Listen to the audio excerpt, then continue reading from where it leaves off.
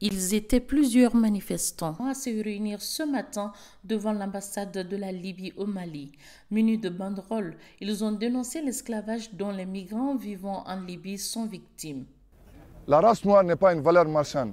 La race noire n'est pas une marchandise. Nous ne pouvons jamais accepter de cautionner ce qui est en train de se passer en Libye, contre nos frères, contre nos sœurs.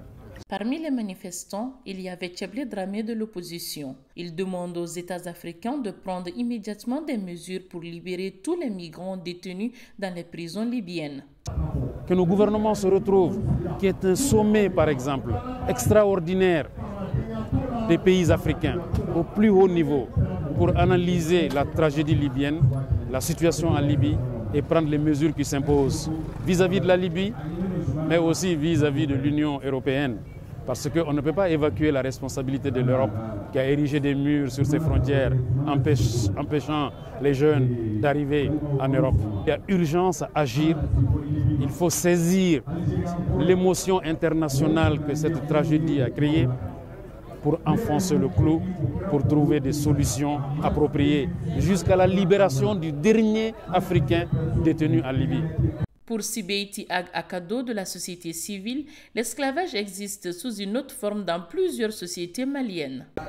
Dans toutes les communautés du Mali, je le dis bien, dans toutes les communautés du Mali, ce phénomène persiste, il est là, sous une forme ou sous une autre.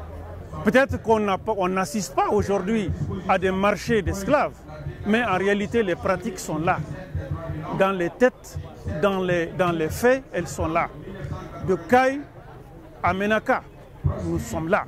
Et pour parler précisément de la situation dans le nord de notre pays, là c'est net parce qu'il y a une situation où deux communautés de couleurs différentes, n'est-ce pas, sont visibles, les blancs et les noirs.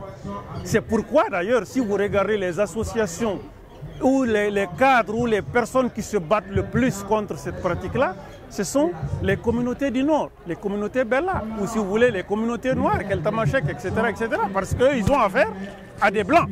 C'est visible. Mais chez les Kassonké, elle est là. Chez les Peuls, ça est là. Chez les Bamana, ça est là. Dans toutes les communautés du Mali, vous avez ce problème-là. Les gens souffrent.